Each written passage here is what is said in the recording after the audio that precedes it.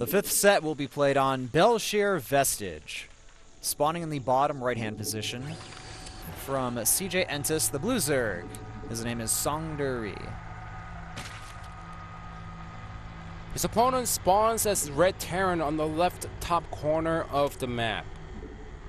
His name is Light, playing for WOONGJIN Stars as we pass 8:51 Korean Standard Time.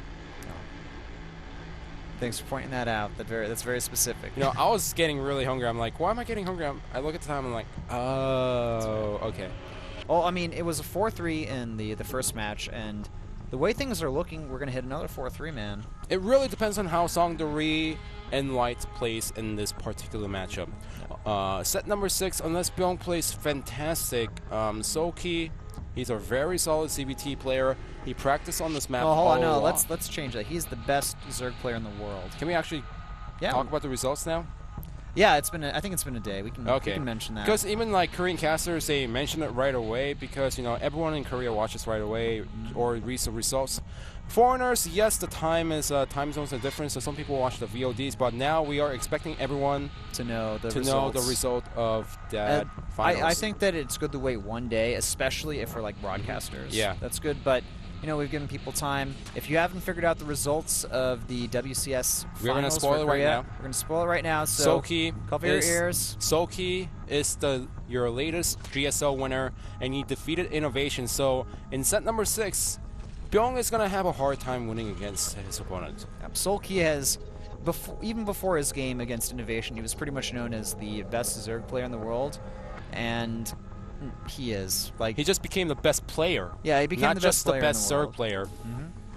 That's true. Well, he'll get the we have the WCS Global Finals coming up here for Season 1 over this weekend. That's going to be in Korea, I believe, Friday, Saturday, and Sunday. Solki will be playing in there, and that's going to be really exciting, and that will really cement if he is the true champion or not. Light just playing this like PBT from Wings of Liberty as he goes for a Rax and then expand at the natural right away. Maybe he was thinking about going for the command center first, but he saw the drone come up. No, that's a possibility there. That is a possibility, but we are so focused on talking about Soki. But we were a little bit there. It's our fault. Yeah. All right, well, spawning pool going to finish for our Zerg player here. We have the orbital on the way. Marines coming out now for lights. And something else I want to talk about. We were talking about this right before the double gas, by the way, but something I want to mention real quick before the game really gets started. Oh, okay.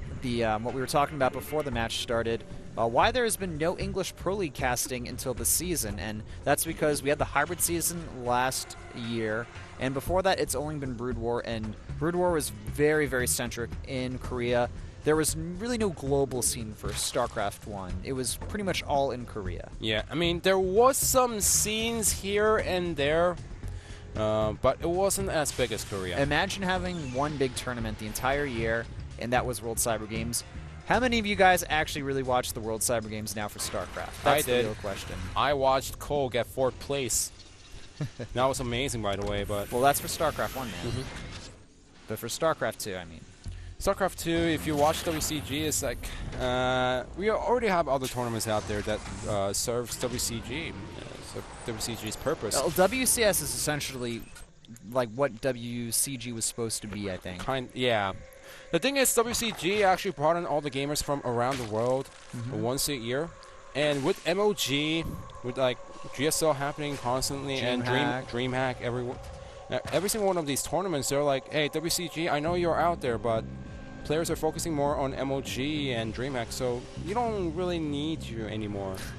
Well, I think it was also, looking at WCG, they didn't really seem to put too much effort or emphasis in the StarCraft 2. It just didn't seem like a huge deal to them. I know they wanted to focus a lot on handheld and portable games. Yeah. And look at this. It looks like we're going to have some potential Hellbat drops here from Light.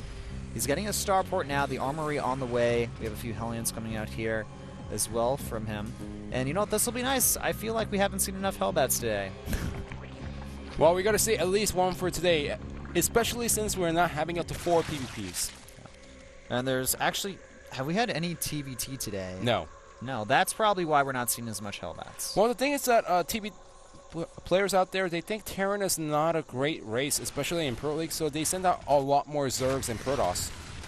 That's the reason why we're seeing tons of PBC in second match today. In fact, 3 of the scheduled matches happened PBC in the second set, 1 PvP. If you look at earlier today, there was tons of PBC, few PBTs. Well, I mean, another thing to look at as far as sending out certain races is how many good Terran players or how many good Zerg or Protoss are from each team. And look at this, we have the Overlord Ventral Sack upgrade for the Overlords from Songduri. It looks like he's going to be going for some tactical play here against his opponent, Light. Well, we know for sure that he's going to go for Roaches and possibly Hydras behind him. That's what CJ Zerg players are known for, especially in this matchup. But before that, he needs to defend against the Hellbats, which is already out on the way, halfway across the map. He's got a good amount of Queens here. He's got his third base on the way. Hellbats moving in here towards that main base. The Hellbats also needs to start moving at the natural, but Songduri already being smart, well fortified at the natural, but here comes the Hellbats. All right, Hellbats are going to move here. There's already Roaches, though, for the defense. And, yeah, those Hellbats aren't really going to do anything. The Hellions, though, they're going to roast a lot of the units here. The drones, no, they can't stack up like that. They're going to get killed by the Hellions if they do that. Whoa, all the drones are inside the main base and dropping the Hellbats once again. Light has some multitasking, but Songduri also reacting just well. He did lose a couple of drones here and there, but this could have been more devastating. Nine workers killed, that's not too bad. It's fair at this point against 2 Hellbats and 4 Hellions at the same time, but here is the second drop inside the main base. Songduri, this is the time where he needs to focus and start paying attention to every single one of his bases. Actually, Songduri, he made a big mistake there. He doesn't have any drones on the gases in his main base. I just noticed that there. And hopefully he'll fix that, but if not, then he's going to fall really far behind as far as the workers go.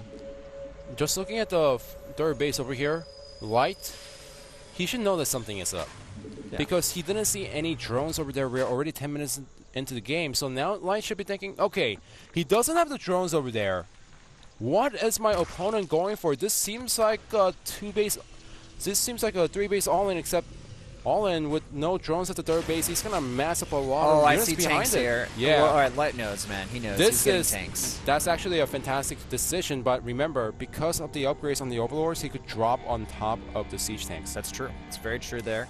The tanks still are going to help out a lot, and there's going to be at least 3 of the 5 tanks by the time this attack comes in. Double bunkers. Songduri sees what's going on here. I think he's got to realize that, oh, my opponent kind of knows what's up here, and yeah, those Roaches are going to actually just prevent any drops from happening for now. And even building turrets behind this for Light, as he has some suspicion, but he doesn't have a confirmation. Well, Songduri, I think his timing is really past here. I mean, look at this wall right now. It's a pretty impressive wall from Light. He's got 2 walls here, basically. So he suspects the Roaches and the Hydras to be attacking pretty soon, but he doesn't know about the Overlords and the drop. This 1-1's going to complete here. Stim and Combat Shield's not completed yet, though. And Songduri being really smart, as soon as the Hellbats arrived in the left bottom location, he started droning up behind this, so now he's just going to fake that there's a huge aggression happening, trying to deny the third base as long as possible. Roach is moving up here. More supply walls starting here from Light, but the siege tank should be able to scare those Roaches away. They're going to try to snipe a few workers here, maybe even get a uncompleted supply depot wall. Oh, Light's got to lift that up there. He doesn't want to, well... He has enough Marines and the siege tank, but he also needs to be careful because if he doesn't time it correctly, then Songduri can try to focus fire on the command center. All right, well, we're at 62 Marines, 63 SCVs, the 73 drones. Both players have a pretty solid economy at this point. Zerg's slightly behind in supply, but not the hugest deal ever. So now Songduri, all he can do is macro up and trying to play a standard Roach Hydra game. He tried to prepare something against his opponent Light today with the drops with the Roaches and the Hydras, but with siege tanks coming out, Light knows that something is up and the time has passed for Songduri. Yep. You have to give credit to the Songduri. His defense has been very good. And once again, we have our CJ and Zerg players going for that Roach Hydra style. But if you think about the mentality from Songduri's perspective, he needs to be shaking a little bit because he prepared something, it was scouted, so he can't do it anymore.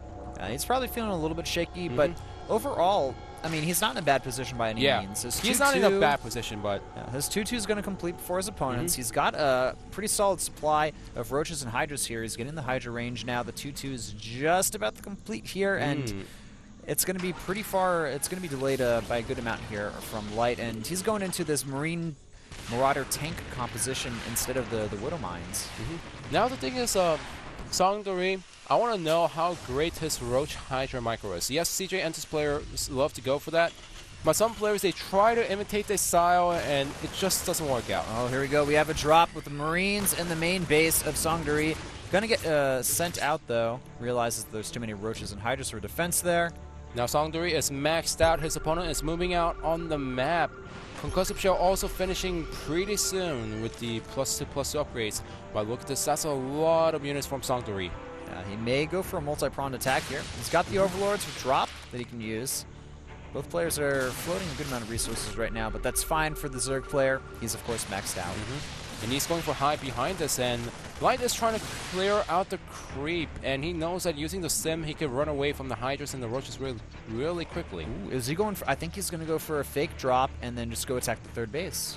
Yeah, I think this is actually a good choice. I think actually adding a few Roaches inside the Overlords to just show that the units are inside the Overlords is a good choice, but he's actually going to go for the drop. He may actually just go for a head-on attack and try to headbutt into this Terran army and drop right on top of the tanks. Light's currently unsieged here. He's trying to, go from base to base and do damage. He's not going to really do too much, though. Well, he's going... That's a lot of units inside the Overlords, and he's going for a complete drop inside the main base. I don't think Light saw the Overlords, but the medevac might spot it. Oh, he's got units up here. I don't think he realizes how many are up there, though. That's the problem. He knows that units are missing, and the Overlord has been scouted, so now he's like, oh, this is what you prepared. So I was... I had the siege tanks out against the Roach Hydra, but this is what you're actually prepared for today. Also, something to point out, the 2-2 is completed here for Light. He's going to move across the map now. This is a maxed out Terran army versus a maxed out Zerg army. He's going for the Vipers now, but he may not have enough in time. The Doom drop is now going to go towards Light's space. He has to decide, do I defend? No! It looks like we're not going to see a commitment from our Zerg player here. He's got to back up and defend now unless he wants to try to hit the natural or the third base or something. And the hesitation is actually hurting Songduri a lot. What he was supposed to do is drop inside the main base much earlier and then trade away some of his army for Infestives for the Vipers, but now he's going to drop at the natural. It looks like we may have just a complete base trade here. And this is not looking good for Zerg. If it goes to base race, Light, he's Terran. No Corruptors from Zerg. No Corruptors from him, no Mutas for the base trade, and Light deciding to move back now. He wants to just defend with his main army, confident that he's done enough damage and that even with this attack here from the Zerg player, if he defends, he'll still be in a solid position. Moving up with a lot of his army here. Light needs to lift up these command centers. There he goes, lifting them up. The arc is pretty solid from Light. He's going to tear through these Hydras pretty fast with these units. And that's going to be it for Songduri's attack as the Hydras and the Roaches get taken out inside the main base quickly. There are 10 Infestors out on the way, but look at the supply, 157 to 134 of Light. The 10 Infestors, the additional Roaches coming from him. I think this is actually a really cool way to deal with this mobile army here. He kind of put Light in a hard place. Like, yeah, he was able to defend, but looking at the supplies, looking at where each player is now, there's always that threat of the drop as well. And now he doesn't have enough gas to make more Roaches and Hydras quickly, but he's maxing out pretty fast. 173 supply to 154. The Roaches are going to try to get out of there after harassing the third base, but it's not going to work out. No. They're like trying to hide behind the rock, just not working at all. Well, and if you think about it, Songduri, his double-pronged attack worked out really nice. He killed like 1 or 2 command centers at the third base. Yes, the fourth base hasn't been denied, but a lot of command centers have been lifted in that area. Songduri just doing a nice job. All he has to do is tech up and get the tech choice that he wants for the end game composition from Zerg player. Something to note here, we have 3-3 on the way for Light, but not yet for Songduri. And if that completes, he's going to have a nice upgrade advantage. The Infestors here, it's like Ling, Hydra, Infestor with like some Roaches as well in the army. It's just it's a very weird unit composition that you don't normally see in the TVZ. And we have a double prong drop. One dropship is going to get picked off here. The other one escapes. I don't know what those Zerglings were doing. It was like watching a turret defense game in the middle of an actual Pro League match. Hey man, that was a fun game. Turret Defense 2000. It's fun, but those Zerglings were doing nothing. All right, we're going to see some fungals here. Can they pick off those units? No. Light doing some very nice multi-prong drop series, just attacking back and forth, cancel on the hatchery. It's going to be remade again, but Songduri, I mean, I don't know if he can actually engage this army head-on. Yeah, well, because of that, Light is buying enough time to get the 3-3 out. No cancel either there. He barely saves the hatchery at the 9 o'clock position, but it can get taken out once more if he sends only 2 Marauders over there. Alright, more good scans from Light, just constantly pushing back this creep. It was getting pretty far across the map here, but this is going to make it a lot harder for this Roach, Hydra, Infestor composition to be very effective. But there are a few Vipers in the mix now. We have Tunneling Claws being researched from the Terran player, and +2 mech attack. The 3-3 is getting very close to completion. Interesting upgrades from the Zerg player. He's getting the Hydra speed upgrade, and he's also going for the Ultralisk armor upgrade. You know, Songduri, he made a mistake. He was supposed to threat his opponent in saying, I could go for multiple drops if I want to go inside the main base once again. But if you look at the minimap, the Overlords are trapped inside Light's main base. So there's no threat of drop inside the main base anymore from Songduri. Indeed. So that pretty much puts Light in a comfortable position as just he's freely moving around the map trying to take out bases one by one. But look at this, Songduri, he's out of position to deal with Light's main army, but he's in perfect position. Use of Blinding Cloud, that's going to prevent the Planetary Fortress from attacking this Hydras at all, going down very fast there. And the Light, you know, he's trying to chug across the map, but he's got the Marauders and the tanks. Not the fastest army composition here from him. You know, he needs to be really mobile if he wants to deal with this. The Infestors here also could be very dangerous. If he gets a fungal on the bio ball, then he could eat away on those units one by one, but that was not a great fungal on the bio. In fact, the second one was a little bit better. Yeah, pretty solid fungal there on the second one. Sniping off one of the Infestors there as well. The thing is, though, Light, he's just slowly moving further and further across the map into his opponent's territory. Yes. We do have an Ultralisk on the way. Songduri has a good amount of resources saved up here. All he needs to do is save the fort base right now and just buy enough time for the Ultras to come out. But there's only one Ultra coming out. This run by is not going to work out very well as those Roaches and Hydras are getting torn apart by the siege tanks. Nice splitting here from Light, going to prevent the fungal balls from doing any damage. These ones could do a lot more, though. The tanks need to be a little bit closer to this main army. And Songduri is just saying, you know, do not advance. I got something prepared for you. I got a surprise called Ultras. Actually doing a very nice job with the Hydras. The Hydras in the back, though, those are going to get destroyed by the tanks. Very well positioned. The reinforcements from Light are heading across the map as well. We have a Terran army that's very close to being maxed out versus a Zerg player. He's at 180 now, going down to 170 or so. He has a lot of Ultras in production here, though. Light needs the hit before the Ultras hit a critical mass here. The Marauders and tanks are going to help out a lot against that composition. Well, the fort base is going to get taken out once again, which means that the Ultras and the Hydras that Songduri has right now needs to do a lot of damage. But look at this, Light is slowly pushing out on the map. He is more units being built here from Light. You know, he's getting the +3 mech attack, more Marines, more Marauders spilling through here.